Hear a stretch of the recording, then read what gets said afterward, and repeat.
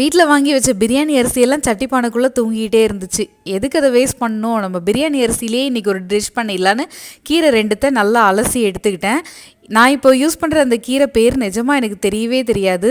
ஒரு 9 வருஷமாக யூஸ் பண்ணுறேன். உங்களுக்கு பேர் தெரிஞ்சால் சொல்லுங்கள். என்ன மாதிரி கீரை பேர் தெரியாமல் இல்லை அந்த பருப்பு பேர் தெரியாமலாம் எத்தனை பேர் சமையல் பண்ணுறீங்க அப்படின்றத மறக்காமல் சொல்லுங்கள். நான் அதை கட் பண்ணி நல்லா க்ளீன் பண்ணி எடுத்துக்கிட்டேன். இந்த மாதிரி வெரைட்டி ரைஸ் மாதிரி பண்ணுறதுக்கு வெங்காயம் அதிகமாக போட்டால் நல்லாயிருக்கும். நான் ஒரு 2 வெங்காயம் எடுத்திருக்கேன். நீங்கள் ஒரு 3லேருந்து 4 வெங்காயம் கூட எடுத்துக்கலாம்.